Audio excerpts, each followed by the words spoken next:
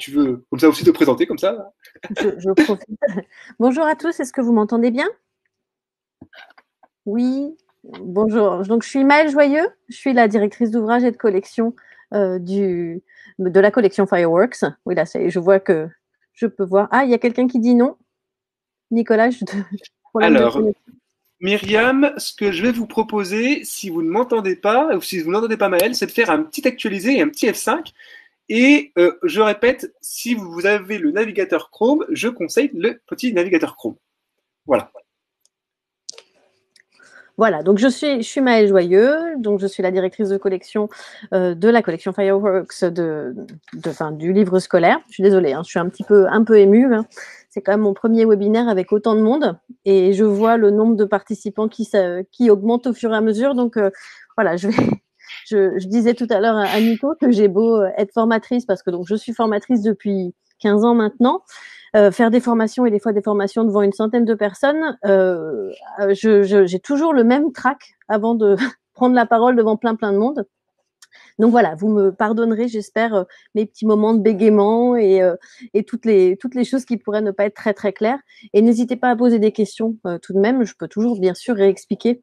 Oui, je sais que vous êtes tous très sympas, je vois. Merci. Donc voilà, je suis donc professeure en lycée depuis 20 ans. J'enseigne au Mureaux, au lycée François Villon des Mureaux, donc une banlieue qui est plutôt connue pour, je dirais, les voitures qui brûlent et puis toutes les choses un petit peu rock'n'roll qui se passent. Mais c'est aussi un très beau lycée, une très belle banlieue de la région parisienne. Donc j'ai un public très très divers et varié.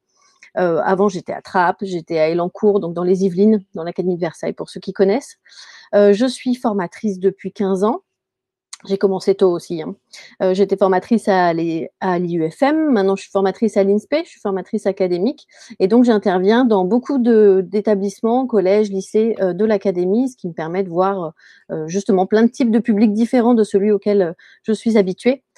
Et voilà. Et j'ai été aussi, j'ai fait un petit passage, j'ai été auteur pour la collection Meeting Point, que vous connaissez peut-être en lycée. Voilà. Ça, là, je dirais, c'est la petite ma bio en cours. Je te laisse Super. reprendre la main. Oui.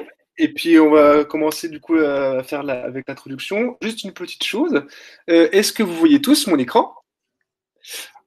Alors, Meeting Bomb, bon manuel, mais le livre scolaire.fr est un très très bon manuel aussi, hein, et c'est ce qu'on va vous présenter. Du coup, bah, super, vous le voyez.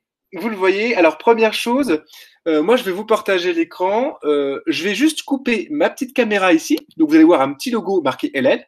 Je me suis pas présenté, moi c'est Nicolas, je m'appelle pas l'équipe numérique, mais je suis Nicolas donc du livrescolaire.fr et donc je vais faire avec Maëlle en tout cas ce webinaire et puis je ne vais pas oublier aussi Julia qui est avec vous dans le chat, qui est la directrice éditoriale. Bien entendu, Maëlle va plus en parler mieux que moi puisque elle travaille ensemble en tous les cas. Voilà à ce niveau-là et je voulais en profiter donc pour le livrescolaire.fr avant de laisser la main à Maëlle. Donc pour ceux qui ne connaissent pas, peut-être qu'il y en a certains qui ne connaissent pas parmi vous. Du coup, pour définir, c'est, je veux dire, trois piliers très importants, c'est-à-dire le collaboratif, que Maëlle va vous présenter aussi, bien évidemment, pendant sa présentation, le libre accès, donc des manuels numériques, donc c'est-à-dire le contenu est en libre accès, Covid ou pas Covid, je tiens à le préciser. Et puis, bien évidemment, l'innovation. L'innovation, c'est-à-dire tous les outils interactifs qui sont présents dans nos manuels et ce qui permet donc du coup, si vous voulez, ce sont des fonctionnalités qui vont apporter un plus au contenu par rapport au manuel numérique, notamment, pour ceux qui sont le tout numérique.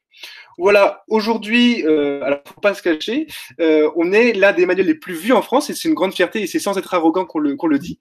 Honnêtement, on est très content et on ne s'y attendait pas et c'est vrai qu'aujourd'hui, on est très très content. Et du coup, bah, je vous invite vraiment à aller voir nos manuels, notamment celui d'anglais, puisque c'est vraiment, il faut profiter, c'est en libre accès actuellement au niveau du contenu et c'est vraiment un manuel qui a été fait avec amour, je pense, et Maëlle vous le dira dans tous les cas. Et voilà à ce niveau-là, ce que je peux vous dire pour tout ce qui sera question spécimen, a priori, je ne préfère pas m'avancer, mais ce serait à tous les établissements au mois de mai et en juin pour les adresses personnelles. J'y reviendrai peut-être un petit peu à la fin. Il y aura un temps dédié, en tout cas pour les questions. À la fin de cette formation, de cette présentation plutôt, il y aura un échange qui se tiendra à la fin de cette formation. Voilà, j'ai fait à peu près le tour. Je vais partager mon écran. En tout cas, je laisse la main à Maëlle. Je vais couper mon petit micro et j'arrive sur cette page qui est celle des auteurs. Voilà, je vais arriver dessus. Je coupe juste mon micro et je te laisse la main, Maëlle. Tu me dis Oui, si tu es prête. du coup, tu as partagé ton écran? Là, je ne le vois pas, en fait.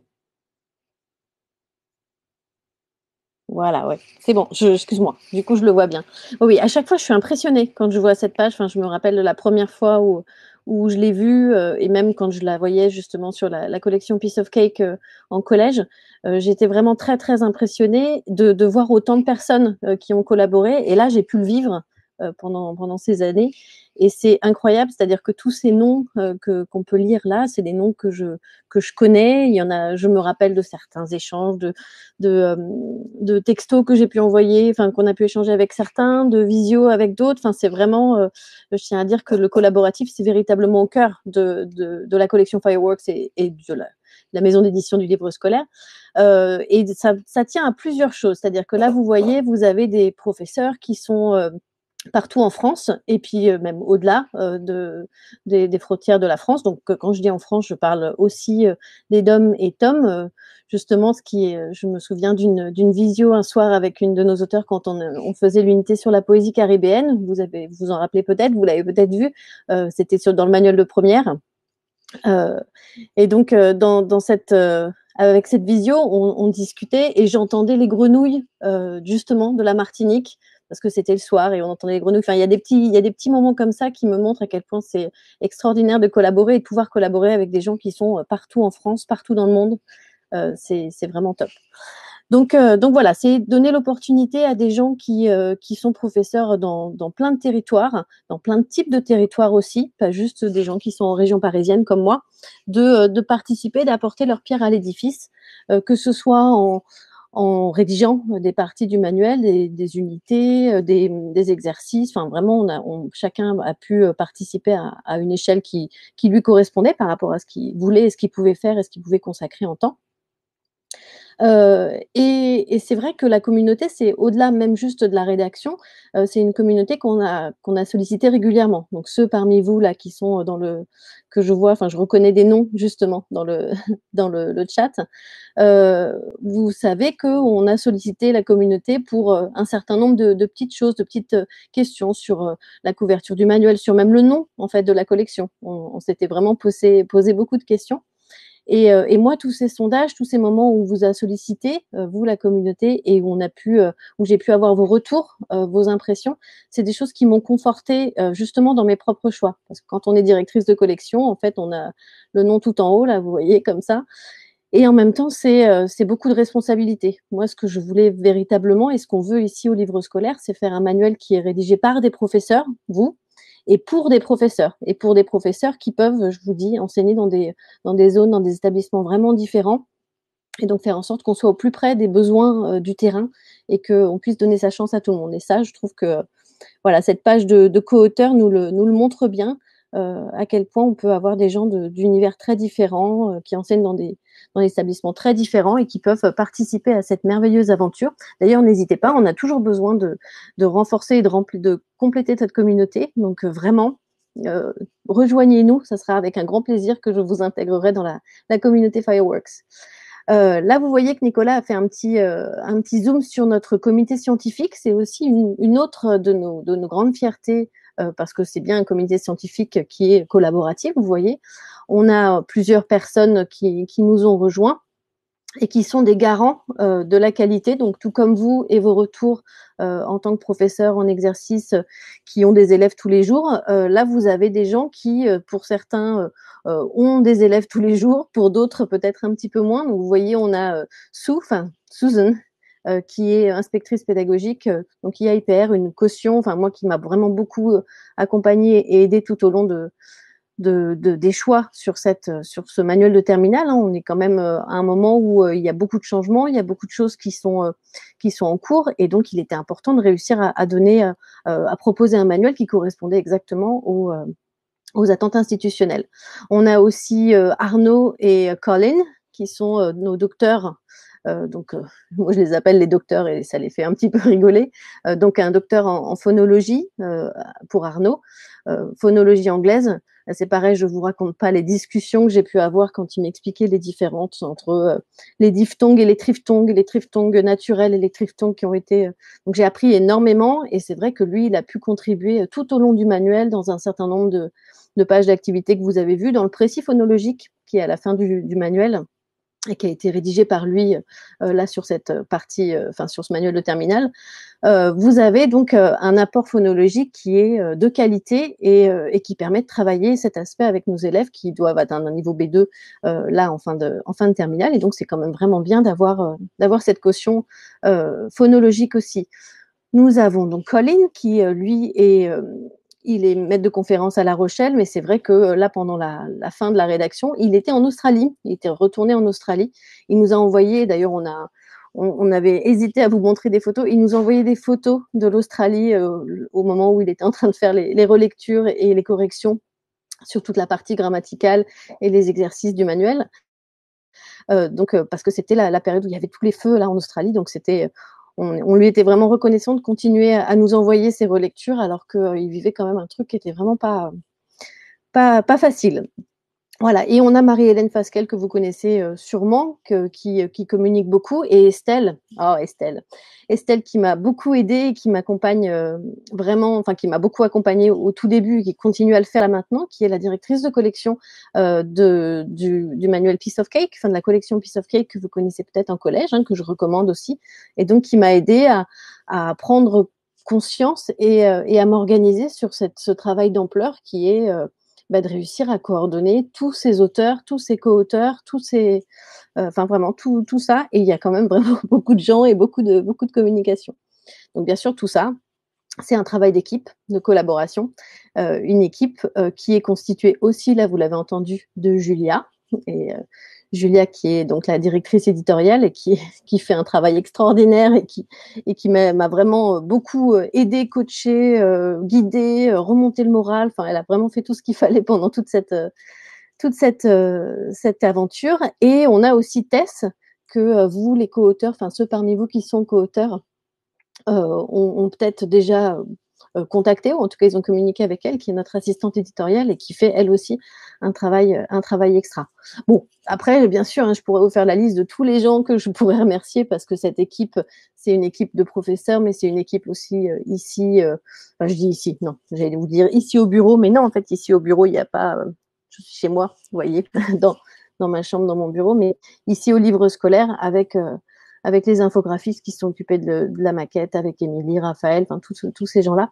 Mais bon, je vais laisser quand même la main, redonner la parole à Nico, parce que sinon je vais parler pendant des heures. Hop, il revient. Alors, je vois qu'il y a top présentation. J'ai vu qu'il y avait déjà quelques questions. Alors, qu'est-ce qu'une directrice éditoriale? Alors, peut-être que Maëlle, tu veux répondre, ou peut-être de Julia carrément. Enfin, peut-être Maëlle, que tu veux peut-être définir. Vas-y, alors que moi, je veux bien que Julia explique ce qu'elle fait, parce que ça sera peut-être encore plus simple. Julia, est-ce que tu veux bien expliquer ce que c'est que ton travail de directrice éditoriale? Elle a dit elle allait bien expliquer. Ah, elle arrive. Bonjour à tous. Est-ce que vous m'entendez? Est-ce que vous me voyez? Oui. Super. Et bonjour à tous. Donc moi c'est Julia. Je suis donc la directrice éditoriale pour la collection d'anglais. C'est moi qui vous parle depuis tout à l'heure dans le chat. Du coup, donc qu'est-ce qu'une directrice éditoriale? Donc c'est quelqu'un qui gère beaucoup les plannings, pour organiser un petit peu le travail entre tous les acteurs du projet. Donc on a bien sûr le planning des auteurs pour que le manuel sorte à temps. On a aussi l'organisation entre Maëlle et les auteurs, entre Tess et les missions du projet. Donc Tess, c'est l'assistante éditoriale dont vous parlez Maëlle tout à l'heure, mais aussi avec la graphiste en interne, etc. Tous nos relecteurs. Donc on a des relectures orthotypographiques, on a des relectures de natives, on a des relectures, comme le disait Maëlle tout à l'heure, du comité scientifique. Donc Arnaud qui s'est occupé de la phonologie, Colline qui s'est occupée de la grammaire, on a Estelle, Suzanne et puis Marie-Hélène, bien sûr, qui ont participé à la relecture du manuel. Donc voilà, mon travail, c'est d'organiser un peu tout ça pour que tout sorte dans les temps et que tout se passe bien et que on n'oublie rien et que tout soit fait au mieux. Voilà. Super. Voilà, vous J'espère avez que la ça a été réponse. clair. Si jamais vous avez d'autres questions, n'hésitez pas, je reste dans le chat. Super. Non, non, mais moi, pour moi, j'ai tout compris. Enfin, j'avais intérêt à comprendre déjà, hein, même avant de venir aussi, hein. Du coup, là, ce qu'on a fait, donc, je vais vous proposer le plan. Dans tous les cas, et je le répète souvent ce mot, j'ai l'impression. Donc, on va voir les forces du manuel, notamment par le biais d'un chapitre donc, qui a été choisi par Maëlle. Puis après, on verra les points forts, notamment du manuel. Mais je vais laisser la main à Maëlle, peut-être sur peut-être la première page que tu voulais voir, qui était notamment le Final Project, si je me souviens bien. Oui. Donc, on y va? On y va, on y va. Super, on y va. Moi, Est-ce que vous êtes avec moi là, j'ai la chance, hein, j'ai beaucoup de chance. J'ai eu le manuel papier en avant-première. C'est juste pour vous dire que voilà, il est en train de sortir des. Ah, j'entends de la musique. Non, mais est-ce que c'est moi? Parce que des fois, tu sais, j'ai mes onglets qui s'allument. Je crois que c'est moi en fait. C'est ma soeur qui joue. Ah, mais ça, c'est les joies du direct. C'est bien. Ça veut dire que vous êtes confinés ensemble et qu'elle continue à vivre. C'est très bien. Et puis en plus, la musique, c'est quand même vraiment super. Donc comme ça, j'ouvre mon manuel moi papier pour pouvoir suivre au fur et à mesure. Oui, donc on se disait avec Nico qu'on pourrait vous présenter la collection en vous montrant comme ça un chapitre type. Vous les avez sûrement déjà vus. Enfin normalement vous les avez vus arriver dans votre casier l'année dernière sur les manuels de seconde et première, mais c'est vrai que bon là vous allez voir sur l'unité, enfin sur le manuel de terminale, excusez-moi, je vous ai dit, hein, vous voyez, je bégaye. Sur le manuel de terminale, on a gardé quand même les mêmes principes. Et je vous propose de vous concentrer sur le chapitre 5, qui est un chapitre que j'aime beaucoup. C'est un chapitre qui parle des femmes photographes et surtout on se pose la question de savoir en quoi est-ce que le fait d'avoir un appareil photo, en quoi est-ce que le regard des femmes photographes sur le monde et donc le témoignage qu'elles apportent sur le monde va à la fois être différent peut-être des hommes photographes et surtout en quoi est-ce que ça va témoigner de l'évolution de la place de la femme au cours du XXe siècle. Donc voilà, c'est un chapitre, une unité qui me plaisait beaucoup, qui me plaît beaucoup, qui a été, comme beaucoup de thématiques proposées au moment des grands sondages dont je vous parlais, et donc qui a été choisi avec l'intégralité de la communauté. Et c'est un grand plaisir de vous le présenter aujourd'hui. Donc moi, je commence directement par le Final Project qui est pourtant à la fin de l'unité, hein, mais c'est parce que vous voyez, ce manuel est en approche actionnelle, résolument actionnelle, donc on ne peut pas commencer, en tout cas expliquer une unité, une séquence sans partir de la fin, c'est-à-dire de voir où est l'objectif, où est-ce qu'on va aller et de quoi on a besoin pour réussir à atteindre ce projet final. Donc là, vous avez, comme dans chacune des unités du manuel, un projet final qui se découpe en 3 parties. Donc en fait, on a un scénario qui est un scénario commun et vous avez un projet qui va être un projet écrit systématiquement, un autre projet, un second projet, une deuxième option qui serait un projet oral et la troisième option qu'on appelle Digital Project ou Alternative Option, ça dépend de quel logo on veut lire, qui est une option qui pourrait associer de l'écrit et de l'oral, mais qui en tout cas est plutôt numérique et qui demande un apport numérique. Donc on est une maison d'édition numérique, c'était important qu'on puisse proposer à nos élèves d'avoir un projet final numérique. Ces 3 projets sont liés, bien sûr. On les prépare au fur et à mesure de la séquence. Et c'est vrai que comme ces 3 projets qui sont parfois très proches, mais d'autres moments qui peuvent être un petit peu différents, on vous propose dans le livre du professeur 3 scénarios pédagogiques qui préparent chacun d'entre eux. Donc, ça me permet de vous repréciser que il y a 3 projets, mais les élèves et vous, quand vous choisissez, quand vous construisez vos séquences, vous n'êtes pas obligé de leur proposer 3 projets finaux. Enfin, 3 projets finaux. Oui, pardon. Excusez-moi pour le français, des fois. Donc, vous n'êtes pas obligé de leur proposer les 3. Vous pouvez vous décider de vous concentrer sur un projet écrit et à ce moment-là, d'adapter le scénario pédagogique pour entraîner les compétences de l'écrit, ou préférer un projet oral en interaction ou en continu, etc., etc.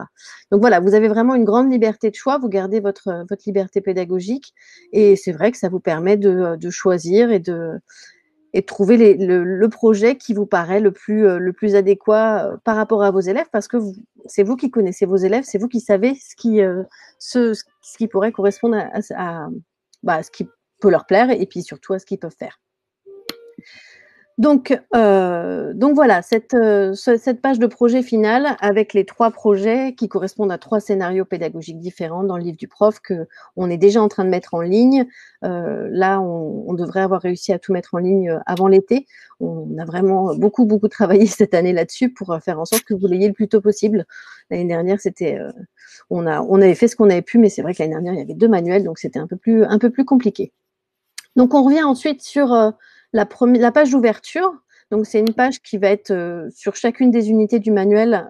Vous avez à peu près vous avez le même format, c'est-à-dire une page qui reprend le projet final, comme vous voyez sur la droite. Alors, j'ai un problème avec ma droite et ma gauche, et alors en plus avec l'écran et le truc qui est inversé, il faudra vraiment. Donc, vous voyez le projet final qui est indiqué, donc un petit résumé, et puis un résumé avec les différentes étapes.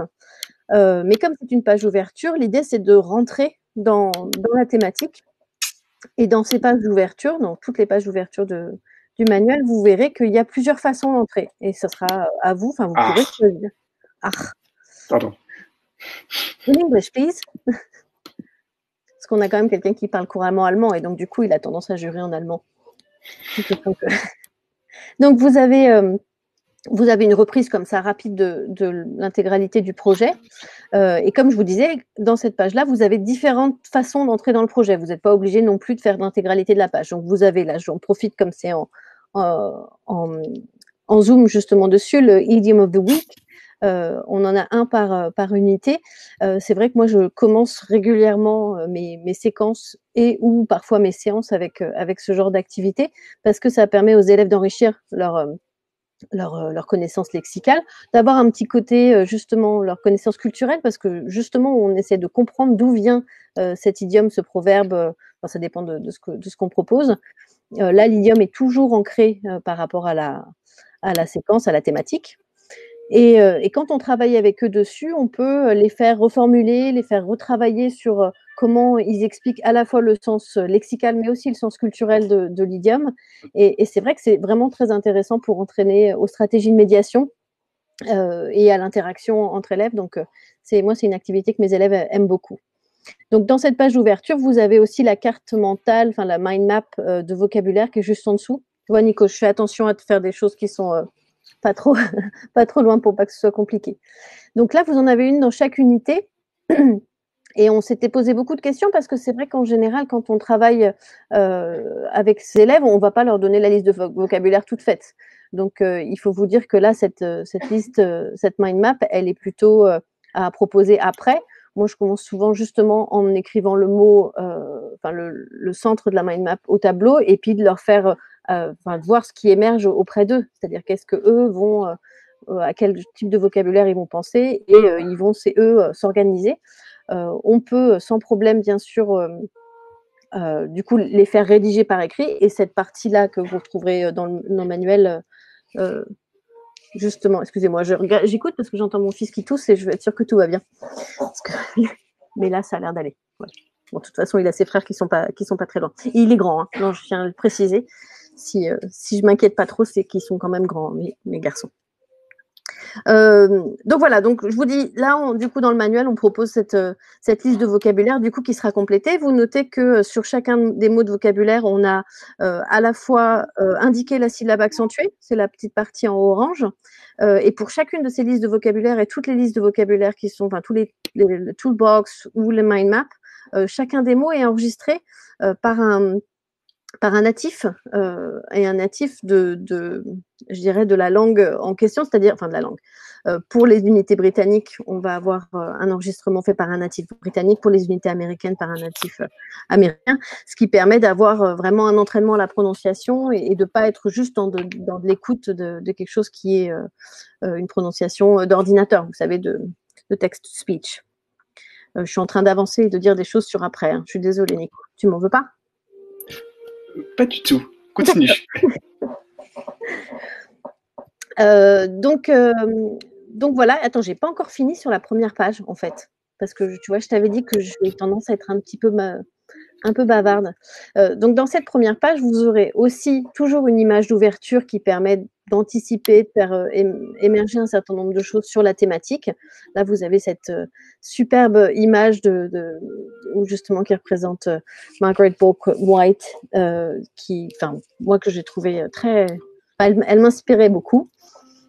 Vous avez la problématique de la séquence. Donc, pareil, comme la carte mentale, vous pouvez décider de leur demander aux élèves d'ouvrir la page et de commencer en regardant tout ça, ou vous pouvez juste leur vidéo projeter que la problématique ou que l'image. Il y a aussi une vidéo qui est chacune des unités qui permet d'entraîner aussi les connaissances, les compétences et d'entraîner les compétences de compréhension orale. Donc vraiment, on couvre l'intégralité des champs et en fonction du projet final que vous aurez choisi, vous pourrez décider et donc varier, ne pas faire toujours la même entrée en matière pour chaque unité. Là, je vois que Nico est passé sur la deuxième page, la deuxième double page, qui comporte 2 activités. Bon, je ne vais pas vous les décrire complètement parce que vous pourrez les retrouver dans le Calaméo et puis du coup dans le manuel papier dès qu'il arrivera dans vos établissements. Mais ce que je peux vous dire sur cette partie-là, c'est que vous voyez pour ces documents, donc le document de l'activité 1 qui est un texte et le document de l'activité 2 qui lui est une vidéo, un reportage vidéo sur Vivian Maier que j'adore. Vous avez pour chacun de ces 2 documents de compréhension une approche différenciée, c'est-à-dire qu'on a proposé 2 paths, un path A et un path B. C'est quelque chose qui est proposé sur chacune des activités qui concernent un document de compréhension et qui permet justement de pouvoir adapter au type d'élèves que vous avez. Donc bien sûr, vous pouvez demander aux élèves de faire l'intégralité des questions, mais vous pouvez aussi répartir votre classe en 2 groupes, les paths étant différenciés. En général, le path A est un petit peu vise un niveau B1, alors que le path B va viser un niveau B2 parce qu'on va demander à aller un petit peu plus loin dans l'implicite, d'aller comprendre et d'aller, de prendre du recul par rapport au document. Là, vous voyez bien la différenciation sur la partie qui vient d'être, qui est en zoom. Hein. On voit bien que sur le path A, on repère des adjectifs, donc on est sur du repérage, on est bien sur du B1. Ils vont ensuite pouvoir tirer des résultats, réfléchir à ce que ça peut apporter, ces adjectifs, alors que sur le path B, on est déjà en train de les faire réfléchir sur les éléments de sa personnalité et donc sur des aspects qui sont un petit peu plus implicites. Vous avez la même chose en face et il faut que vous sachiez, vous savez que chacun de ces documents pour chacun de ces documents, il existe aussi une fiche dans le workbook que vous pourrez donner à vos élèves qui leur permet de repérer des mots de vocabulaire, en tout cas de faire tout un travail qui pourrait être préliminaire ou qui est plutôt un travail préliminaire pour comprendre le document, ce qui fait qu'on pourra ensuite se concentrer sur ces questions-là en classe ou à la maison aussi. Chacun de ces documents, et donc c'est vrai que c'est le cas aussi dans toutes les pages d'activité, se termine par une activité Let's Talk This Out. Donc vous voyez celle qui est... Alors excusez-moi 2 secondes, je suis en webinaire.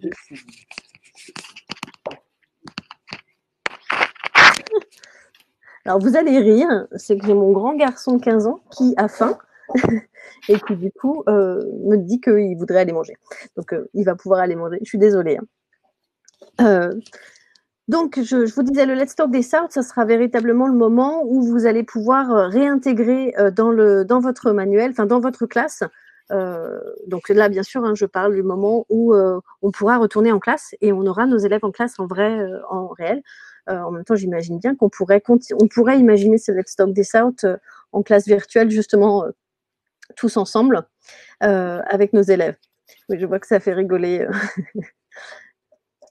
Donc là, le Let's Talk This Out nous permet de remettre en commun et de les faire réfléchir à la fois, mettre en commun sur ce qu'ils ont pu trouver comme réponse et ce qu'ils ont compris des documents, mais ça nous permet aussi de les faire aller encore plus loin sur la compréhension, et ce avec des élèves donc qui auront des niveaux différents. Comme je vous dis, quand ils ont été répartis dans le path A et B, et que dans le path A, vous aviez des élèves qui avaient besoin d'un peu plus d'accompagnement que dans le path B, au moment du Let's Talk This Out, on refait des groupes qui comprennent des élèves qui ont tous ces niveaux-là, et ils vont pouvoir chacun apporter leur pierre à l'édifice dans la compréhension, et en rendant compte de ce qu'ils ont trouvé auparavant, et en même temps contribuer et aller un peu plus loin avec les élèves qui ont trouvé d'autres choses, pour répondre aux questions qui, elles, visent clairement un niveau B2. Donc, toute la partie Let's Talk This Out, on est bien sur un niveau B2, un niveau de terminal, voire même, on peut imaginer que certains puissent aller encore plus loin.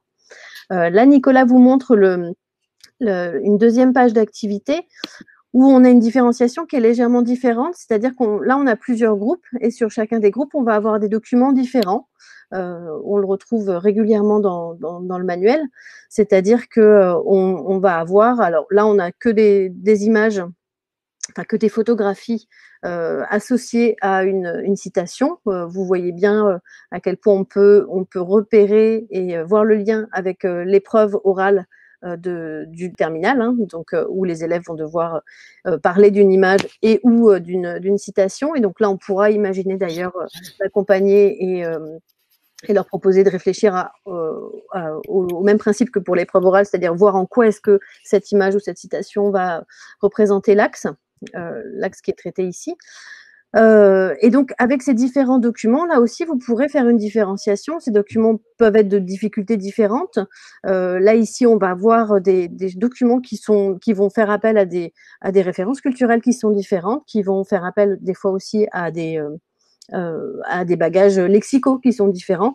Donc, vous allez pouvoir le répartir dans votre classe parmi vos élèves, ou laisser le choix à vos élèves pour qu'ils choisissent celui qui leur plaît le plus. Là, je vois aussi qu'on se rapproche de ce petit point From French to English, qui est un point aussi que j'affectionne tout particulièrement, qu'on a dans chacune des unités. Donc moi, je vous ai dit, j'enseigne le Murau, et je me suis rendu compte de toute façon, même si c'est une banlieue difficile, hein, que quand je vais voir mes collègues dans les autres établissements, que en fait c'est un problème qu'on rencontre partout. J'ai des élèves qui traduisent littéralement du français vers l'anglais tout le temps, et qui le font soit parce qu'ils utilisent des dictionnaires en ligne qui sont approximatifs, soit juste parce que c'est bien évident pour eux. L'anglais, ce n'est qu'un miroir du français.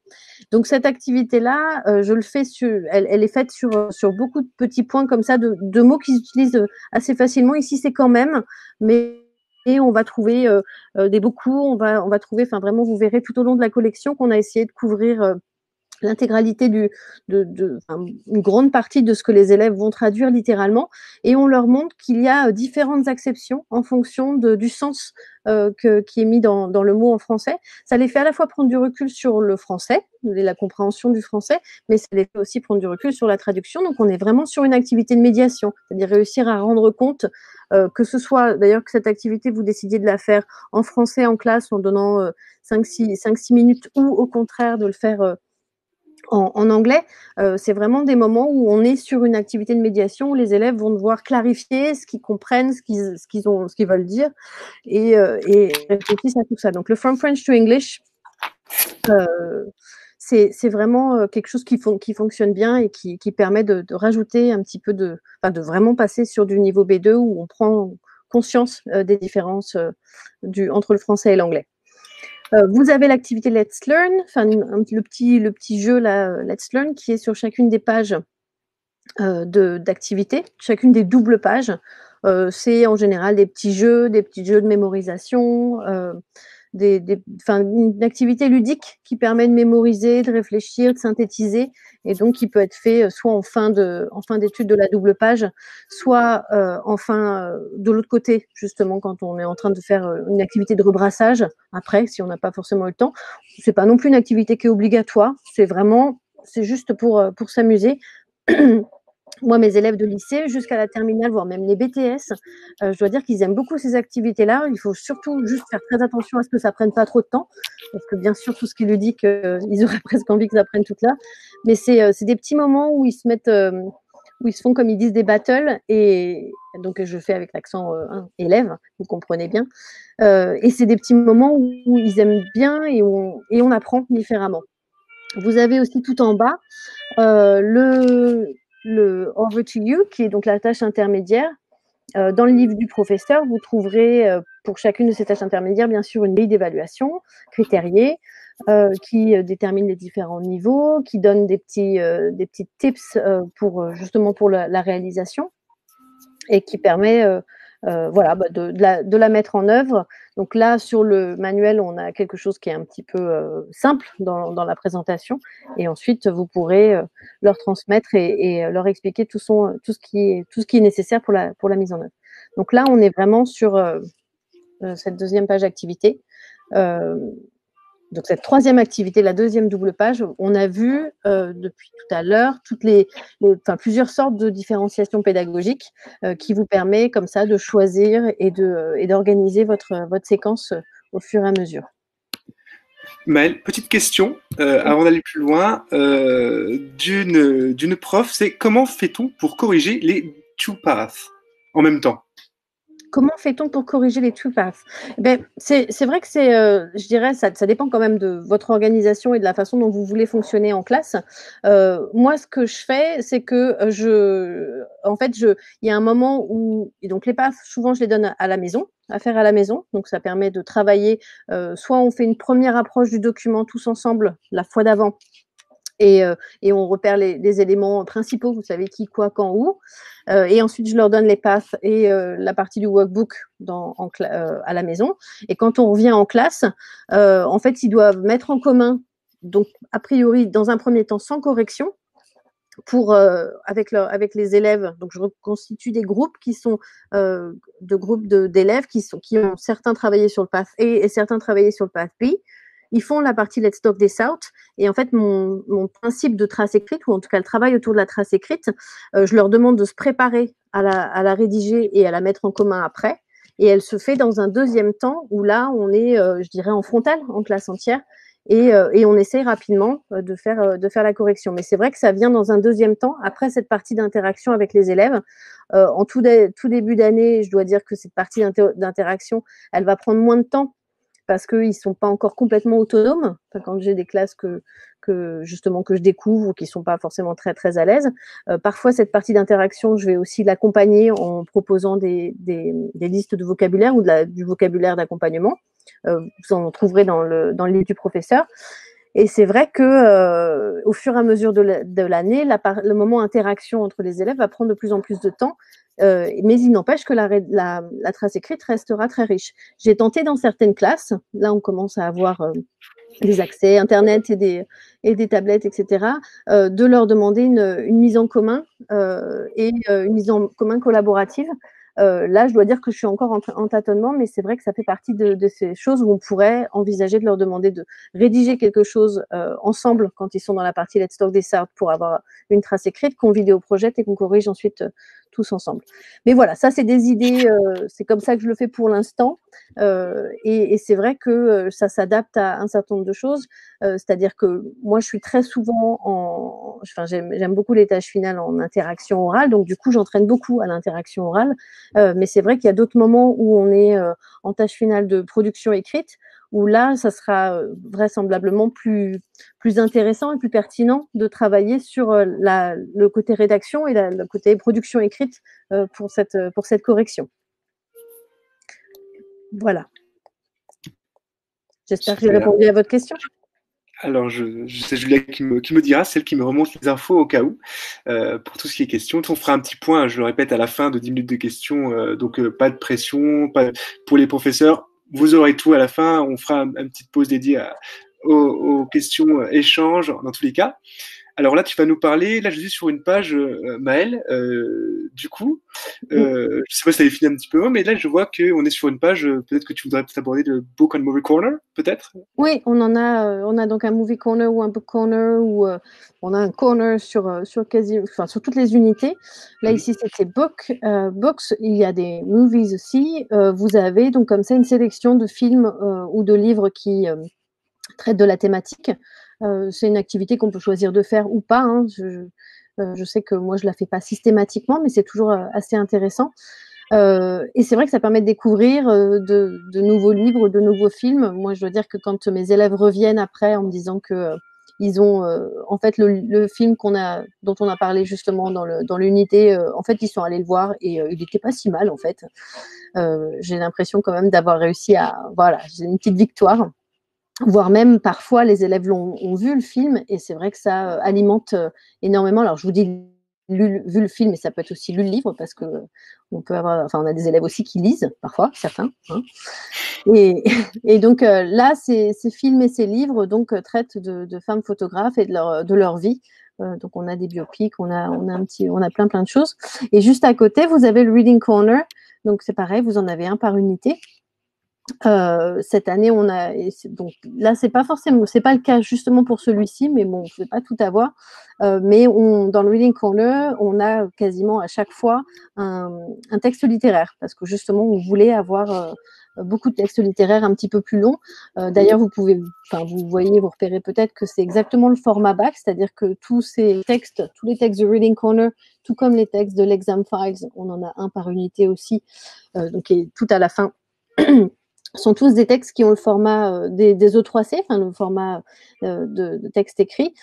Et on y a associé quelques petites questions qui sont au fur et à mesure de la lecture pour les aider à s'entraîner, à lire et à prendre du recul et à comprendre. Donc on est sur une approche qui est un peu différente de l'approche qu'on pourrait avoir avec des repérages, des repérages de vocabulaire, etc. Mais vous verrez que dans le livre du prof, souvent, justement, les auteurs ont proposé d'autres activités pour pouvoir travailler ces documents et ces textes et les intégrer au cours de dans votre séquence complètement, quoi. Donc vraiment, c'est des activités, c'est des textes qui permettent d'aller plus loin ou qui permettent d'approfondir un des aspects de la thématique. Vraiment, c'est très intéressant. Et je connais des élèves qui les lisent systématiquement, justement. On arrive ensuite à la page Language in Progress, qui est la page de langue. Je ne sais pas si j'ai besoin vraiment de vous la re-raconter. Vous avez plusieurs choses. Vous avez donc plein d'exercices de grammaire et d'exercices de vocabulaire. Dans la grammaire, peut-être quelque chose que vous avez, je sais pas, que vous avez remarqué ou pas, vous avez la partie Grammar at Work et la partie Grammar in Progress. Donc, Grammar in Progress, vous l'avez peut-être vu au fur et à mesure de la séquence. Ce sont des petits encarts que vous avez dans les pages d'activité. En fait, on a défini ces points-là en fonction des points de langue qui étaient disponibles dans les documents et qui servaient à la réalisation de la tâche finale. Donc, Grammar in Progress, c'est des exemples qui sont intégrés dans les documents et qu'on peut analyser et faire analyser aux élèves. Et donc, on a des exercices supplémentaires là dans la page de langue. La partie Grammar at Work, là, on a défini le point de langue plutôt par rapport à la tâche finale. C'est-à-dire que plutôt que de se dire qu'il fallait qu'on trouve un document, enfin c'est peut-être quelque chose qui vous arrive, hein, il faut qu'on trouve un document où il y a tel point de grammatical.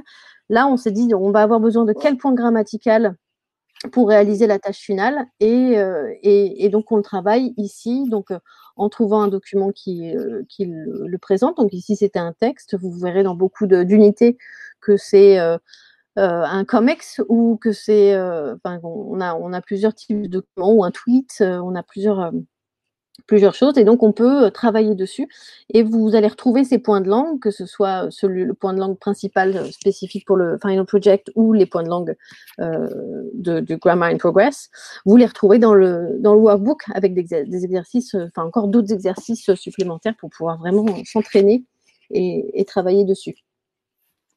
Donc, vous avez sur le From French to English des traductions, et c'est vrai que sur la page en face, là, vous avez la partie phonologie en vert. Donc, une mini leçon de phonologie qui a été donc vue par Arnaud, et puis des petits exercices de phonologie qui permettent de de s'entraîner et de faire en sorte que les élèves prononcent correctement. C'est vraiment, enfin voilà, ça fait partie des choses qui sont vraiment importantes. Vous avez aussi systématiquement la partie Let's Practice, qui est une activité moi, que mes élèves aiment beaucoup, où ils doivent justement s'entraîner sur de la prononciation. Donc, ça, on peut décider de le faire de différentes façons. Soit on écoute la vidéo et ils doivent prendre en note. Vous voyez que on a un petit peu scénarisé en disant qu'ils doivent prendre en note les sous-titres de la vidéo. Donc, ils écoutent pour prendre en note. Donc, vous voyez bien à quel point ça prépare à l'épreuve de compréhension orale. Même si on a juste une partie de l'épreuve de compréhension orale, parce que dans l'épreuve de compréhension orale, ils doivent rendre compte en français. Là, on leur demande juste de prendre en note de manière extensive. On peut d'ailleurs décider de réduire, hein, parce que les documents font 1 minute 30, mais on peut très bien leur donner que 30 secondes ou 10 secondes ou 20 secondes.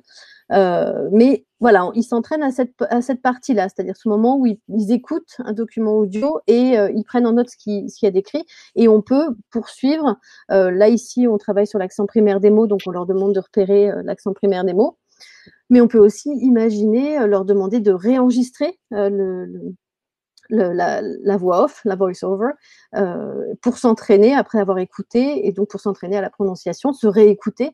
Pour ça, d'ailleurs, vous avez sur le site du livre scolaire le laboratoire de langue, qui est complètement RGPD, c'est-à-dire ils ont juste à se connecter dessus. Sur le site numérique, enfin sur le manuel numérique, en fait, il est intégré dans la page, et donc ils peuvent s'enregistrer directement sans avoir besoin de se connecter et s'écouter, se réécouter. Enfin, c'est vraiment quelque chose qui est très utile. Donc, mes élèves, c'est très simple à utiliser.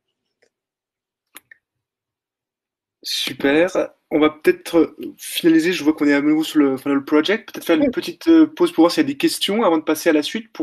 À moins que tu veux peut-être rajouter quelque chose avant de passer sur les points forts, notamment des pages coup de cœur. Je me souviens de ce que tu disais. Je vais juste retourner sur le chat pour voir si tout se passe bien, si on ne vous a pas perdu, que vous êtes toujours là.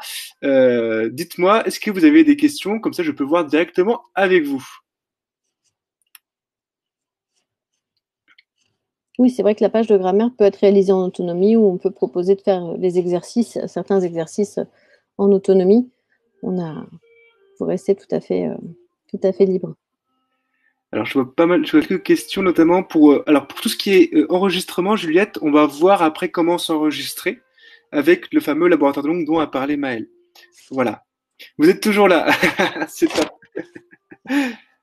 Alors, peut-être une question intéressante, parce que Mathilde, je me souviens de vous, je vous ai eu ce matin. Y a-t-il des changements majeurs par rapport au manuel de seconde et première? Ça, je pense que ça peut être une question intéressante. Oui. Et puis c'est vrai, c'est vrai qu'il y a des changements. Alors, je ne sais pas si on peut les qualifier de majeurs, parce qu'on est quand même dans la continuité de ce qu'on a fait en seconde et en première pour pas se perdre. Mais on a accentué le travail autour du baccalauréat. Donc, je ne sais pas si j'ai le temps là d'en parler beaucoup. On a beaucoup travaillé autour de la qualité de la langue, c'est-à-dire que on avait déjà fait beaucoup d'efforts et on a beaucoup travaillé. On relit chacune des unités, est relue par plein de gens.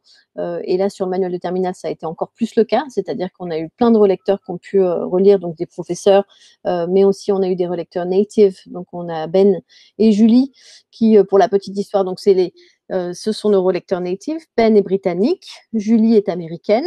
Le petit spoiler, c'est qu'ils sont mariés. Ils vivent ensemble. Et ce sont eux aussi qui ont enregistré je vous parlais du toolbox, du toolboxes et tout. C'est eux qui ont enregistré tous ces éléments-là. Et tous les textes qui sont dans le manuel, on les a fait enregistrer par un native pour permettre comme ça aux élèves à qui on demande de lire en autonomie, de pouvoir lire tout en ayant l'enregistrement qui tourne à côté, et pour avoir la prononciation et pouvoir faire le lien entre la graphie et la phonie. Donc voilà, Ben et Julie ont relu tout le manuel. Il a été relu aussi par le comité scientifique. Il a été relu, comme je vous dis, par beaucoup de co-auteurs tout au long. Donc vraiment, il a été relu aussi par Arnaud en phonologie et tout. On a beaucoup travaillé là-dessus pour l'amélioration de la qualité de la langue, qui était déjà très bien, parce qu'on a aussi beaucoup d'auteurs qui sont super. Mais c'est vrai que dans un travail comme ça, pour le livre du prof, etc., on a eu des remontées sur soit des coquilles, soit des choses qui pouvaient se discuter. Donc, sur le manuel de terminale, on a vraiment beaucoup travaillé là-dessus pour faire en sorte de vous donner un manuel de qualité, enfin, je dirais d'une qualité encore meilleure que celle qu'on avait pu voir en seconde et en première. Ensuite, je vous dis, le plus gros travail qu'on a fait, c'est de faire en sorte de vous proposer un entraînement au baccalauréat, enfin, de proposer à vos élèves un entraînement au baccalauréat qui soit complet. Vous avez donc dans chacune des unités un exam file qui correspond à l'épreuve de 3C de terminale, donc une épreuve de compréhension orale, compréhension écrite et expression écrite. Donc ça, pour chacune des unités, chacune des thématiques. Vous avez directement peut-être. Comme j'avais du coup on fait un petit tour sur la partie bac, comme ça. Oui, c'est vrai. J'avais oublié de mettre. Donc du coup, voilà, je t'écoute. C'est sur la partie, je crois, celle-ci. Si je ne me trompe pas. Là, tu as l'exam file de l'unité sur le Canada, oui. Donc, vous voyez, un texte format E3C, de la compréhension, enfin, un document de compréhension orale format E3C. Et là, on a mis 3 sujets d'expression écrite. Vous pourrez sélectionner les 2 que vous voulez leur proposer, mais c'est vrai qu'on a voulu garder comme ça un petit peu de souplesse en se disant qu'on est sur de l'entraînement. Et donc, peut-être que pour de l'entraînement, certains collègues préféreront proposer 3 sujets plutôt que 2. Donc, voilà. Vous avez aussi une page de fermeture d'axe qui a été agrandie, enfin qui est un peu plus complète que celle que vous pourrez que vous aviez en première. Et vous avez sur la partie en fin d'unité, en fin de manuel, vous avez des fiches de méthode, en particulier sur la médiation, qui sont un petit peu plus. Je me permets juste de couper. Quelle page pour la synthèse, la fin d'axe, du coup? La synthèse de la fin d'axe, en fait, ça dépend. Il y en a une par axe. Celle-là, voilà, heureusement que moi j'ai page 48-49. Tu vas avoir celle qui correspond aux 2 premiers, enfin au premier axe, celle sur le Canada et sur les fraternités, les sororités. Voilà. 48-49. Donc là, sur cette page de cette synthèse d'axe, vous voyez que vous avez des exemples comme un exam file pour l'expression orale, les épreuves d'expression orale en continu et en interaction. Et pour enrichir le vocabulaire, c'est-à-dire qu'on a bien travaillé au cours des unités sur le vocabulaire des thématiques, là, on se recentre sur le vocabulaire de l'axe. Et vous avez vu que donc on a repris l'extrait de BO et on a proposé des mots de vocabulaire qui permettraient à l'élève de parler de l'axe, parce que cette épreuve-là, elle est à la fois elle est surtout d'expliquer en quoi est-ce que le document qui est proposé et illustre bien l'axe qui a été travaillé, et ensuite l'élève peut aller plus loin en reparlant de l'unité qu'il a travaillé, de la séquence et de ses connaissances culturelles. Mais c'est vrai qu'il a besoin d'être capable de parler de l'axe, donc on a fait en sorte qu'ils aient ce qu'il faut là-dessus. Une autre grosse avancée par rapport sur le bac, c'est la partie workbook, c'est-à-dire qu'on a ajouté 10 pages de méthodes et d'exercices sur la méthodologie du baccalauréat, donc à la fois pour comprendre les types de sujets ou s'entraîner un certain nombre de... donc là, oui, tu le verras pas, peut-être que tu vas voir la page sur la médiation, la double page sur la médiation, qui est la page 250-251. Alors, il y a juste un petit bug. Je refresh. C'est les aléas du direct. Ben oui, en plus c'est vrai qu'il y a plein de choses dans ce livre. Donc vous avez la page de la médiation qui, elle, est dans le manuel, mais sinon, je vous disais, vous avez plein de pages d'accompagnement avec des exercices à faire dans le workbook autour du baccalauréat. Voilà, pour le bac, je dirais, c'est ce qui est nouveau. Un autre truc dont je suis, vraiment, je suis très contente parce qu'on a beaucoup travaillé dessus, c'est le fait qu'on a proposé un escape game sur chacune des unités. Donc, chacune des unités a un escape game qui sera soit un escape game ah oui, puis il y a ça aussi, effectivement, qui est un escape game qui est soit un escape game d'anticipation, donc qui pourrait être une autre façon encore d'arriver dans l'unité, avec des exercices, des activités. Donc, un escape game, un jeu sérieux que les élèves vont pouvoir faire en autonomie avant la classe, mais vous avez aussi une partie des unités qui vont proposer des escape games de rebrassage. Donc, avant la tâche finale, pour rebrasser les connaissances lexicales, les connaissances culturelles qui ont été acquises dans l'unité. Cet élément-là, oui, qui est quelque chose de complètement nouveau. Vous vous rappelez que dans le manuel de première, vous aviez des cartes, enfin, vous aviez un précis culturel qui était en gros qui étaient des cartes mentales de faits, d'éléments culturels, de repères culturels sur les aires géographiques qui étaient traités. Là, en terminale, on a toujours ça, bien sûr, mais on a ajouté encore plus, enfin, ce petit cette frise chronologique, c'est-à-dire que là, on a voulu leur proposer une frise chronologique, enfin vous proposer une frise chronologique, et en associant cette frise à des séries ou à des films qui traitent de cette ère, enfin de cette période. Donc pour les élèves, et là en ce moment, en cette période de confinement, je peux vous dire qu'elle a beaucoup de succès avec mes élèves et avec mes collègues, parce que on peut leur envoyer en leur disant voilà, on a travaillé la période victorienne.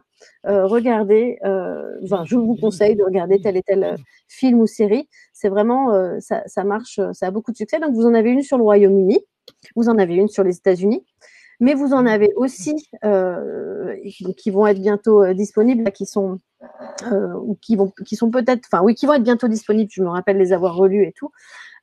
Sur toutes les aires géographiques qu'on a travaillées dans la collection. Donc, le Canada, l'Irlande, vous vous rappelez, la première, on a travaillé sur l'Irlande, on a travaillé sur l'Australie, donc vous en avez une aussi sur l'Australie. Là, en terminale, on a travaillé sur l'Afrique du Commonwealth, donc on a une frise chronologique avec des films et des séries en lien avec ça. Donc, vraiment, ça, c'est un gros plus, et je vous dis, ça a beaucoup de succès. C'est vraiment très intéressant. Et donc ça aussi, c'est c'est le produit du travail collaboratif, parce qu'on a sollicité la communauté pour nous donner des idées de séries et de films qui traitent de ces périodes-là. Et puis après, il a fallu faire le choix cornélien de sélectionner, parce que tout ne pouvait pas rentrer dans la frise. Donc voilà, mais c'est un gros travail, un beau travail collaboratif, et c'est ce qui montre que quand on est tous ensemble, quand on travaille avec cet esprit collaboratif du livre scolaire, on va vraiment très loin, on propose des choses très très riches. Le précis de communication, c'est aussi effectivement, quand on avait préparé avec Nicolas, je lui disais à quel point j'aimais, je travaillais souvent avec ça.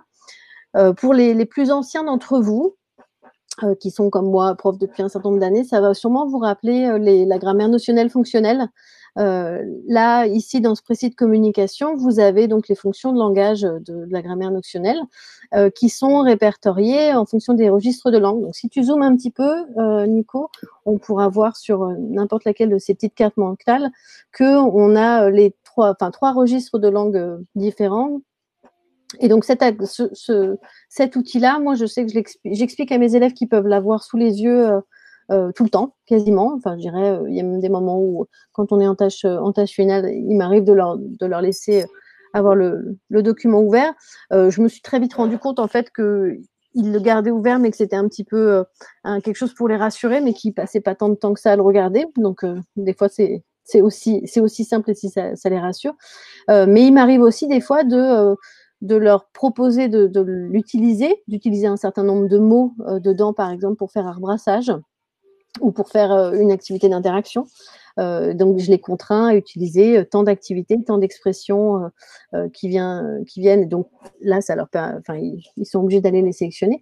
Et il m'est arrivé pour les classes qui comportaient des élèves qui étaient un petit peu plus à l'aise que d'autres, de leur proposer ou de leur suggérer de n'utiliser qu'un registre formel ou qu'un registre casual.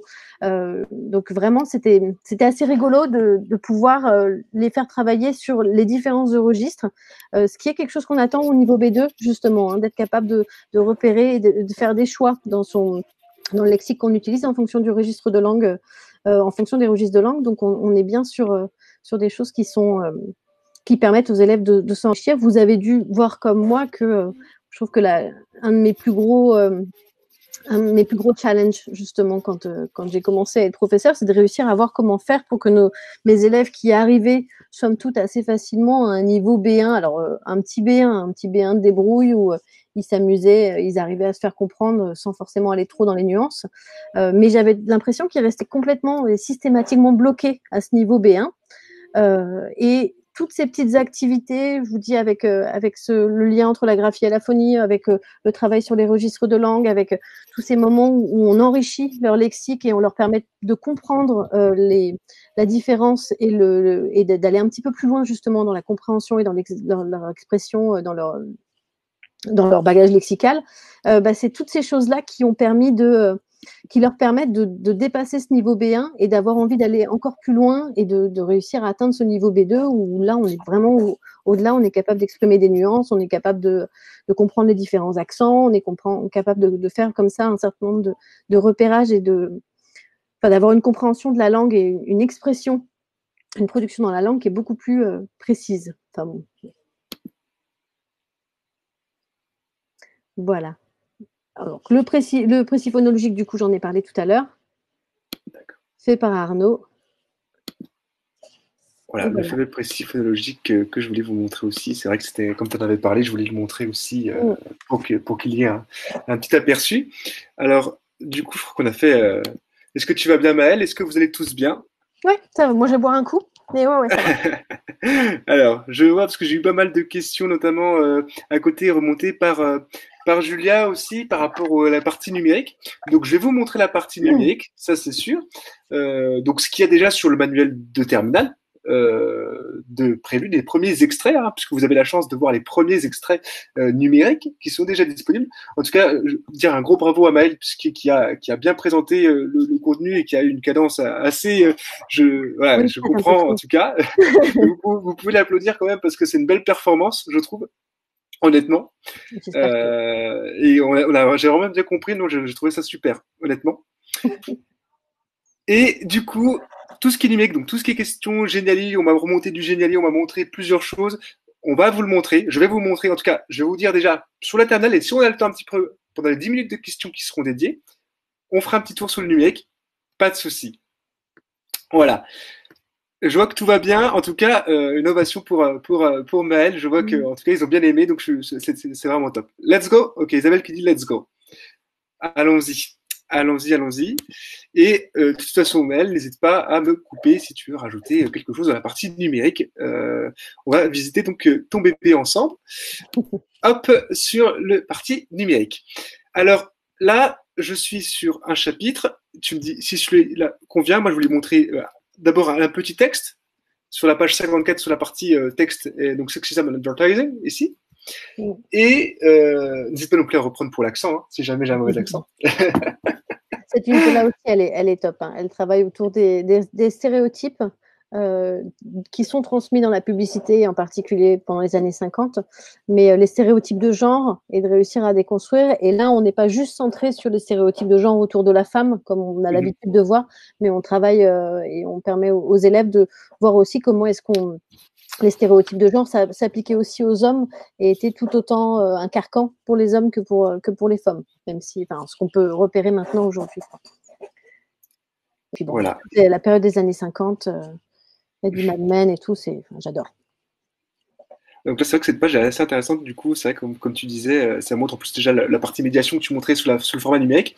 Je tenais juste aussi à préciser que sur la partie numérique, alors plus sur le côté technique, très rapidement, que, comme on l'a répété au début, je tiens toujours à le préciser, que tout le contenu est en libre accès. Il faut savoir qu'ici, on a la totalité des manuels. Il y a déjà des manuels, des chapitres. Vous avez déjà pas mal de chapitres qui sont disponibles. Et vous avez bientôt des chapitres disponibles, en plus du Calaméo, bien évidemment. Et donc, tout le contenu est en libre accès. Et c'est intégrable dans l'ENT. Donc, nous, d'après ce qui s'est passé actuellement, d'ailleurs, je tiens à préciser que le lycée de Maëlle, que j'étais intervenu, il n'y a pas eu de soucis, je crois, technique, à part si je me trompe, je ne crois pas. Là, bien sûr, on n'est pas un faille dans tous les cas, mais je n'ai pas eu de soucis. C'est ça, le souci technique, c'est qu'il fallait juste que les tablettes arrivent. Mais une fois qu'elles étaient arrivées, effectivement, le livre scolaire fonctionnait parfaitement. Donc c'est vrai que c'est un gros avantage et vous avez notamment, je vais vous montrer très rapidement aussi, vous avez la possibilité de télécharger le manuel sur des applications, notamment sur les applications tablettes ou ordinateurs portables. Donc c'est vrai que sur les tablettes c'était pour la région Île-de-France, mais sur le Grand Est ou même le Sud, d'Occitanie ou même d'autres régions, vous avez parfois des outils qui sont appropriés. Vous avez carrément une application ici et avec la possibilité d'avoir ce même format que sur le site, avec la possibilité de télécharger. Donc c'était très important de nous de le préciser puisque bien évidemment, alors peut-être pas l'espagnol mais l'anglais, ici où on peut directement télécharger les manuels et mettre en mode hors connexion. Donc bientôt peut-être, c'est sûr même le terminal déjà qui est là, qui sont remontés dans les applications. Donc je viens de le voir en plus, donc c'est top, je vais pouvoir tester avec l'application. Donc des pages, donc juste pour vous montrer le côté interactif, si vous avez remarqué déjà sur cette page, sur le côté interactif, vous avez pas mal d'outils et notamment le fameux laboratoire de langue ici. Vous l'avez directement dans le manuel. Donc ça, c'est vraiment pratique, comme le disait tout à l'heure Maëlle. Je clique dessus, je m'enregistre, hop, j'écoute, je déteste m'entendre, je partage et télécharger MP3 ou je génère un lien et ça va se télécharger sur l'appareil du destinataire. Donc ça, c'est vraiment top et je vous invite vraiment à l'utiliser. C'est vraiment très très simple d'utilisation. Ensuite, on va vite faire. Oui, Nicolas, il est intégré dans la page du manuel numérique, mais on peut aussi juste leur donner le lien vers le laboratoire de langue. Enfin, vraiment, on y arrive très très vite. Hein. Et vous allez voir que les élèves, ils l'utilisent vraiment très facilement. Du coup, tu as bien fait de me le dire. Alors, pas d'inquiétude, vous aurez des supports de formation avec tout ce qu'on a dit aussi par rapport à ce niveau-là, parce que c'est vrai que sur tout ce qui est fonctionnalité, je vais pas non plus rentrer à fond dans le détail de façon approfondie, parce qu'il y a des formations qui sont dédiées que sur le premium. D'ailleurs, je vous invite à y aller si vous souhaitez voir les fonctionnalités en lien avec l'anglais, notamment, puisqu'on fait des webinaires de formation en lien avec la langue, notamment. J'ai répété 2 fois. Et ce que je voulais vous montrer, c'est que là, ici à droite, c'est qu'on a une succession de blocs. Donc, ce que j'appelle un bloc, c'est ça, ce qu'on peut grossir, par exemple. Là, vous voyez, je suis sur le screen corner et je peux grossir ce bloc. 2 petites choses à vous montrer. Je ne veux pas trop, comme je viens de le dire, rentrer dans le détail. Mais ici, vous avez une barre d'outils. Donc là, ça va être le premium, ce qui va apporter un petit plus aussi, par exemple, pour tous ceux qui sont dans les lycées numériques. Donc, je tiens à préciser, donc, le contenu, c'est gratuit. Le premium va apporter des fonctionnalités pour faciliter l'accès au contenu. Par exemple, le mode présentation, ici, ce qui vous permet d'avoir une page ergonomique. Ici, l'affichage, ce qui va vous permettre de grossir, par exemple, la taille du texte. Le contraste. Alors, le contraste, qu'est-ce que c'est? On est pas mal de temps sur les écrans, surtout en ce moment. Donc, par exemple, là, je joue avec le contraste et j'ai même le fameux mode nuit. Donc, ce qui est vraiment pratique, ce qui est, en tout cas en ce moment, je trouve que c'est un bouton qu'il faut utiliser. Et même le changement de police.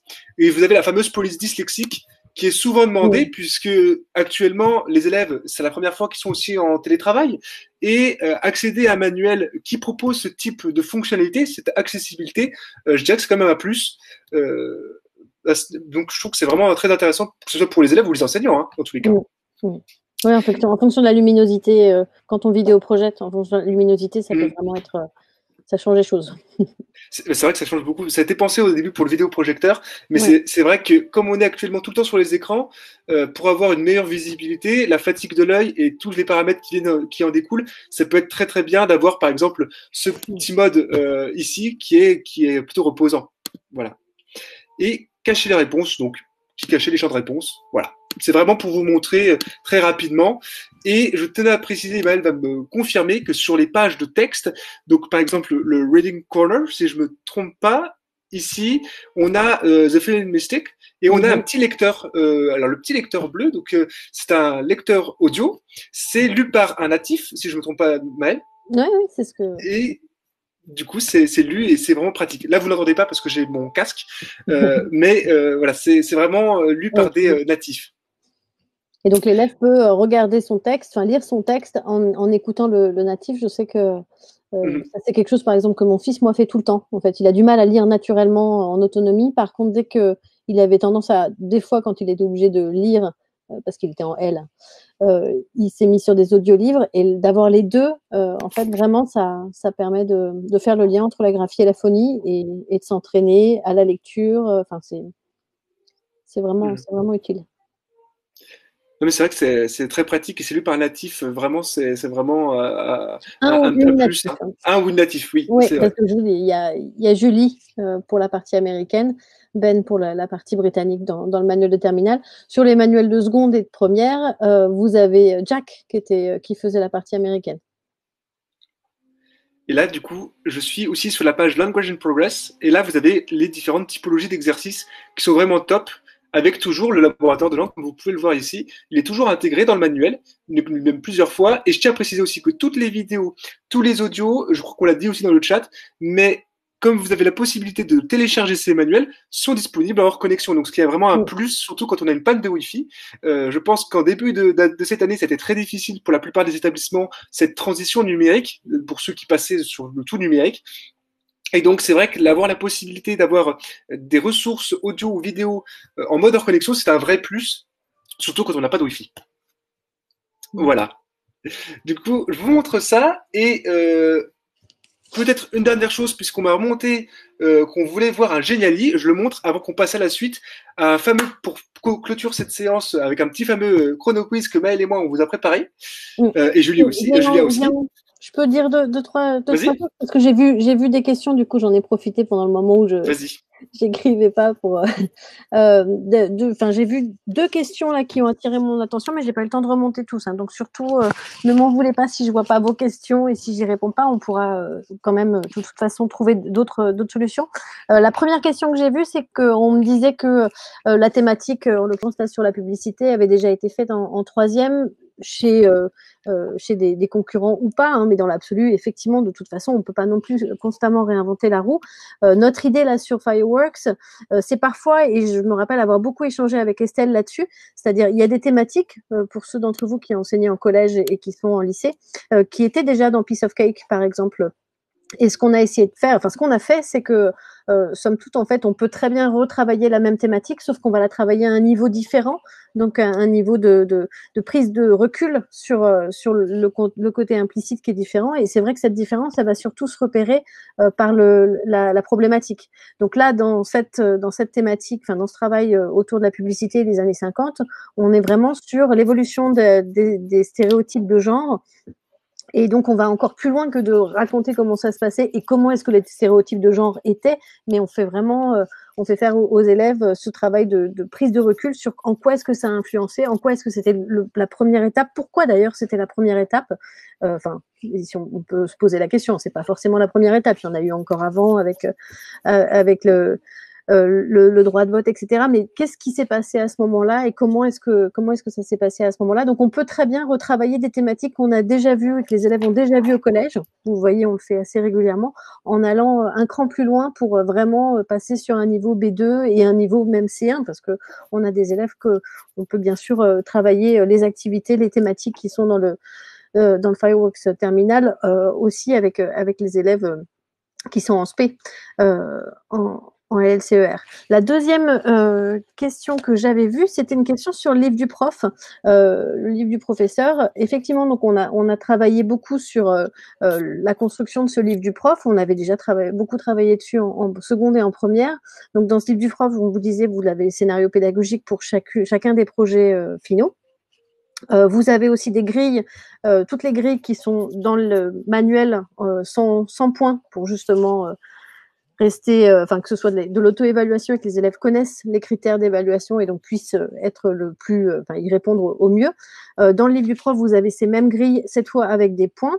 Faut que vous sachiez que le livre du prof, il est fait en format doc et en format ODT, donc comme ça vous pouvez l'adapter en fonction de de ce que vous utilisez comme logiciel, mais vous pouvez complètement le modifier. C'est-à-dire vous pouvez l'intégrer, le télécharger et ensuite sélectionner que les parties qui vous intéressent. Vous avez décidé de passer à la deuxième tâche intermédiaire, vous enlevez la partie qui correspond et donc avoir un fichier que vous pourrez éventuellement déposer sur le NT qui corresponde à votre déroulé de séance ou vos déroulés de séquence. Vous avez des présentations de séquences avec la reprise de tous les objectifs, que ce soit les objectifs pragmatiques, sociolinguistiques, lexicaux, culturels. Donc, vous pouvez vraiment utiliser tout ce matériau. Et voilà, comme je vous disais, c'est disponible en format PDF si vous le voulez, mais c'est aussi disponible en format modifiable doc pour que vous puissiez choisir.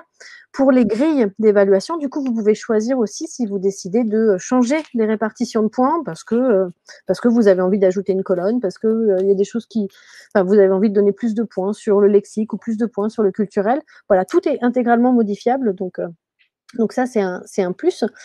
Et c'est vrai que pour chacune des activités, chacun des exercices, on vous fournit les corrigés, comme dans tous les livres du prof, mais on vous donne aussi un certain nombre de petits outils supplémentaires. C'est-à-dire qu'on va vous donner des exercices, enfin des listes de vocabulaire avec des petits exercices d'appropriation de ce vocabulaire. En plus, comme je vous disais, moi j'enseigne dans un lycée, dans une banlieue défavorisée, et d'une classe sur l'autre, parfois, ou même à l'intérieur de la même classe, je vais avoir des élèves qui ont vraiment des niveaux différents. Donc parfois, j'ai 2 secondes et il y a une des secondes qui est quand même vraiment plus en difficulté ou qui a un bagage lexical qui est un peu plus faible que l'autre. Euh, et donc, de pouvoir comme ça avoir des petits outils, de l'étayage supplémentaire à fournir à mes élèves, c'était quelque chose que je voulais généraliser. Donc, du travail du lexique. Vous avez aussi des petits tips. Vous allez voir, on a chacun des auteurs qui a rédigé, enfin, ceux qui ont rédigé les chapitres, ont pu vous mettre leurs petits tricks à eux pour réussir, enfin, de ce qu'ils ont fait quand ils ont mis en place cette séquence dans leur classe. Ou vous avez d'autres petits tricks qui peuvent être des tricks numérique, ou justement pour réussir à faire, par exemple, de l'interaction écrite quand on n'a pas forcément d'interaction écrite. On a comme ça plein de petites pistes pour réussir à faire de l'interaction écrite. Je ne vais pas non plus vous dire ça sans vous dire ce que c'est. Hein. Moi, pendant très longtemps, en fait, on avait difficilement un accès à Internet. Donc, effectivement, le fait de pouvoir télécharger le manuel, c'était vraiment très, très utile pour pouvoir fonctionner en autonomie sans avoir besoin de connexion Internet. Et quand je faisais de l'interaction écrite, je ne la faisais pas forcément numérique à ce moment-là. C'est-à-dire que j'imprimais le tweet sur lequel je voulais qu'il réagisse, ou l'image ou la photographie sur lequel je voulais qu'il réagisse. Je l'imprimais et en fait, je faisais des petites cases en dessous.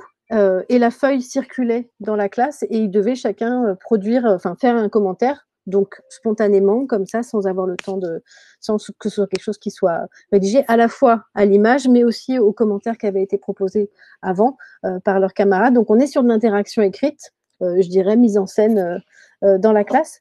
Et ça, c'est quelque chose qu'on peut faire aussi justement en numérique. Mais voilà.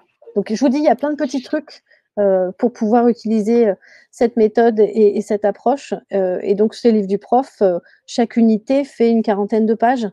Donc, c'est quand même un gros paquet.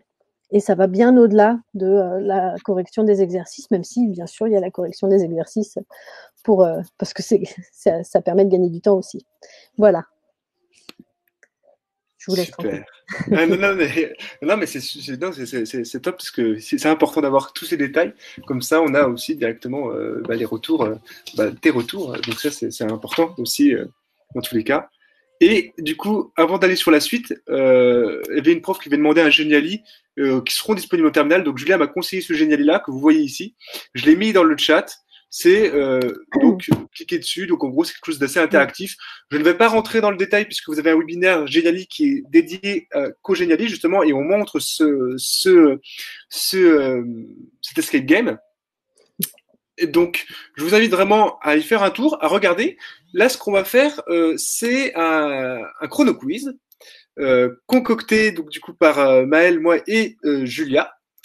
Et je voulais savoir donc pour terminer cette séance en beauté, est-ce que vous êtes chaud? Est-ce que vous êtes toujours dans la salle? Est-ce que tout va bien? Pour que voilà, dites-moi,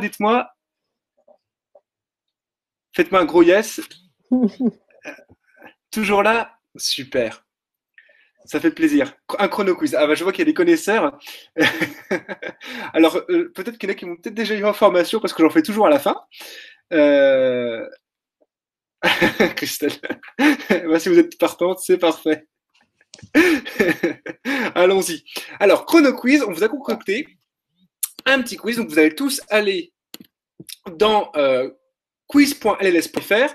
Donc, quiz.lls.fr, je vous invite à prendre soit un smartphone, soit un ordinateur. Donc, vous ouvrez un nouvel onglet et vous mettez quiz.lls ici et vous ouvrez un nouvel onglet et vous mettez un code qui se génère automatiquement. Donc, je vous le mets dans le chat. Hein. Je vous mets ce lien comme ça, vous pouvez dans le juste chat. copier-coller.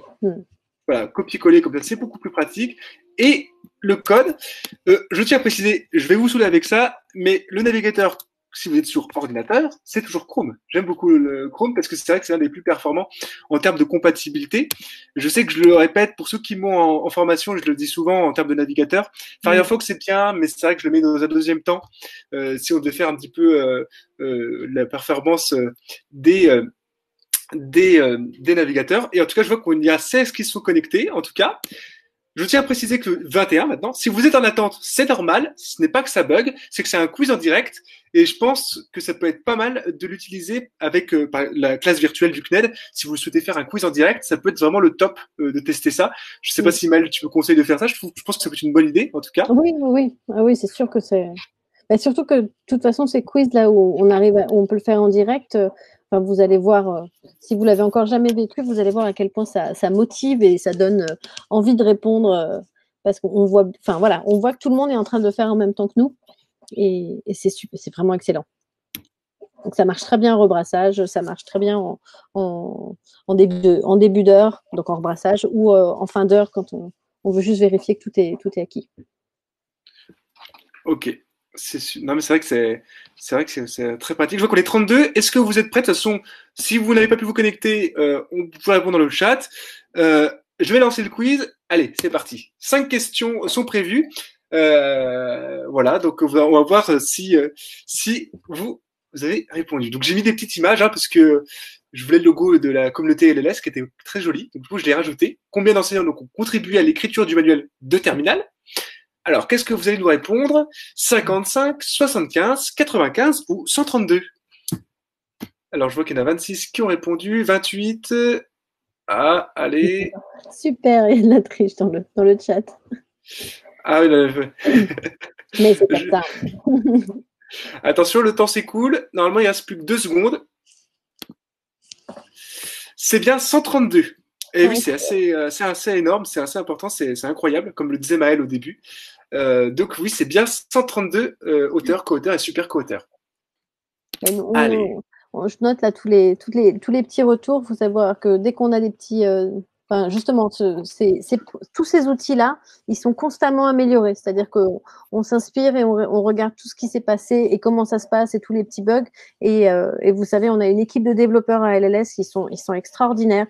En plus, moi j'adore aller voir les développeurs. Ils ont des tableaux comme dans Matrix, vous savez, des tableaux d'écran en noir avec des trucs en couleur. C'est des gens, des gens qui sont vraiment très très intéressants et eux, ils travaillent énormément et ils améliorent constamment. Donc toutes les semaines, on a des nouveautés, toutes les semaines, on a des améliorations, même des bugs qu'il pouvait y avoir sur certaines choses avant. Elles sont corrigées. Ils sont vraiment très réactifs et très efficaces. C'est vrai que ce soit au niveau du contenu ou des fonctionnalités, il y a toujours des améliorations. C'est vrai. Et c'est vrai qu'ils sont top. Attention, la deuxième question, je suis désolée. De quelle couleur est la couverture du manuel de terminale? Alors, en plus, Maëlle vous l'a montré au début, elle l'avait dans la main. Donc, elle vous l'a montré de quelle couleur. C'est pour ça que pour la première question, j'ai pas mis l'image du manuel parce que je me suis dit, je vais donner la réponse en fait. Alors, rouge, blanche, bleu, orange. À votre avis? Et vous voyez comment en classe, en plus, on peut, en lisant à voix haute les questions, donc là c'est en français, Nicolas les lit en français bien sûr, mais on peut aussi travailler sur la prononciation et donc avoir un élève qui s'occupe de la production, de la lecture des questions pendant que les autres répondent. La majorité, en tout cas, a répondu juste. Ils ont bien suivi, c'est bien bleu. C'est ça. En plus, on a eu des aides dans le chat. Si vous ne voulez pas être spoilé, regardez pas le chat. Oh, désolé Cathy. Alors, les manuels de livrescolaire.fr sont imprimés. Alors ça, c'est très important de le préciser, surtout en ce moment, puisque de toute façon, on ne pourra plus rien apporter. Donc, c'est mieux vaut avoir ça. Je crois que j'ai dit la réponse, en fait, sans faire exprès, je pense. Hein. Pour les donner, alors. En plus, il n'y a même pas le Royaume-Uni qui est proposé. Donc, Non, c'est vrai. Ils ont des usines, des imprimantes, enfin des imprimantes. Comment ça s'appelle? Imprimerie. En France exclusivement. Oui, en France exclusivement. On ne partage pas avec l'Italie. Enfin, pas pour le moment, mais on est vraiment. J'essaie de vous montrer. J'ai vraiment un problème de moteur pour vous montrer à l'écran. Je ne sais pas si ça vous fait ça dans vos classes virtuelles. À chaque fois, du coup, moi, je fais beaucoup rire les gens parce que je suis en train de tourner dans tous les sens. Mais voilà, c'est imprimé en France. Et donc, c'est pour ça que c'est quelque chose qui est super quand même, que ce soit imprimé complètement en France. Vous avez des vidéos sur la chaîne YouTube du livre scolaire qui vous montrent les rotatives et tout. Des très belles vidéos d'ailleurs, dans toutes les matières, je tiens à le préciser aussi. Donc, il y a des nouvelles qui apparaissent tout le temps. Donc, c'est vrai qu'il faut bien suivre sur la chaîne YouTube. Alors, petite question, le manuel numérique est accessible. Alors ça, je l'ai dit plusieurs fois. Je pense que j'ai saoulé pas mal de monde en le disant. Gratuitement pendant le confinement, gratuitement tout le temps, pour tous et pour toujours, uniquement pour les établissements prescripteurs ou uniquement pour les enseignants. Ah, ça, c'est... À votre avis? Oui. Attention. Ah, la majorité. Alors non, c'est gratuitement tout le temps, pour tous et pour toujours. Je vais le répéter. Du coup, en fait, le contenu est en libre accès. L'intégralité du contenu, j'insiste, hein, c'est vraiment, est vraiment en libre accès. Et on parle vraiment des manuels numériques et pas des calaméos, des manuels numériques. Et en fait, vous savez quelle est la différence entre le calaméo et le manuel numérique? Le calaméo, c'est ce que Nicolas vous a montré d'abord, c'est-à-dire où on voit un truc qui ressemble au manuel, mais où on peut tourner les pages.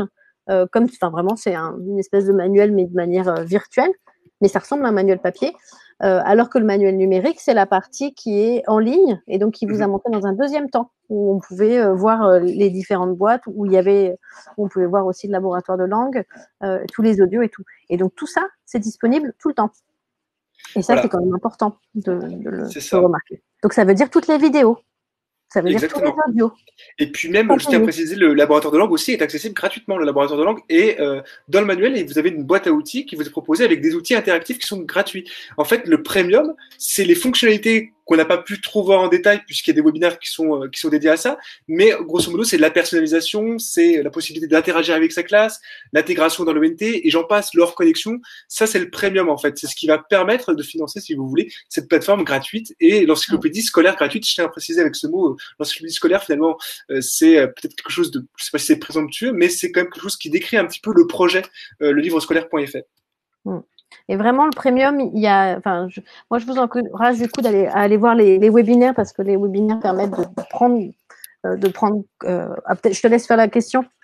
Ouais, pas de souci, on peut le dire en même temps. De toute façon, c'est vrai que, comme tu disais, il y a des webinaires qui sont faits en même temps. De toute façon, on va revenir à la fin dans tous les cas, donc il n'y a pas d'inquiétude. Alors, la directrice éditoriale, alors comment s'appelle-t-elle? Alors, Maëlle, Tess, Julie ou Julia? À votre avis? Oui, Cathy. Oups, pardon, désolé. Du coup, oui, je réponds directement avant que tout le monde. C'est bien Julia. C'est bien Julia. Alors Maëlle, qui est directrice de collection. Attention. Oui, c'est ça. Et en fait, on vous a choisi des prénoms qui sont des prénoms de vraies personnes de LLS. C'est-à-dire que donc il y a Maëlle, moi, je suis directrice de collection et d'ouvrage. Vous avez Tess, qui est l'assistante éditoriale, donc qui accompagne Julia et qui est aussi qui m'accompagne moi aussi. Et vous avez Julie qui, elle, a mis en page, qui est l'infographiste, qui a mis en page le manuel de terminale, le workbook de terminale. Donc, c'est elle qui a placé c'est la magicienne avec l'ordinateur et avec son logiciel d'infographie. Elle a fait les infographies, elle a fait toutes ces choses-là. Donc, Julie, c'est aussi une membre de l'équipe. On a Elisabeth aussi. Quand je dis Julie, c'est vrai qu'il y a Julie et Elisabeth. Elisabeth s'est occupée de la partie manuelle et Julie s'est occupée du workbook. Donc voilà, Elisabeth, Julie, et c'est notre équipe, la Dream Team de Fireworks.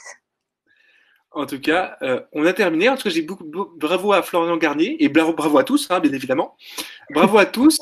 Et donc là, cet outil qu'on vient de voir, c'est aussi un outil premium, mais voilà, qui est vraiment top aussi pour, comme on l'a dit, pour interagir avec ses classes.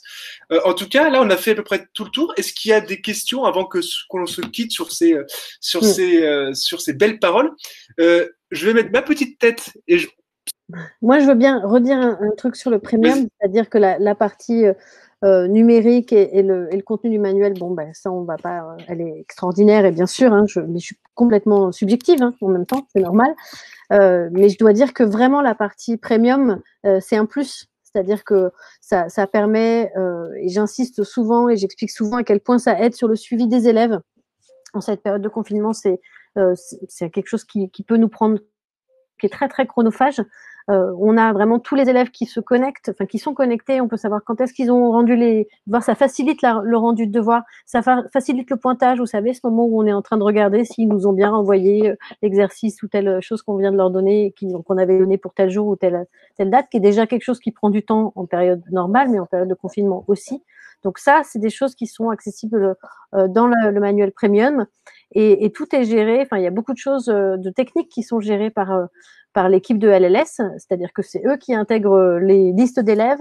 Et puis dès qu'il y a un problème, que ce soit un problème technique et tout, vous les appelez et vous allez voir à quel point ils sont réactifs. Mais c'est incroyable. C'est-à-dire qu'il y aura toujours quelqu'un pour vous répondre quand vous avez une difficulté, qu'elle soit technique ou d'organisation. Vraiment, ils sont super. Donc allez voir la version premium, elle est top.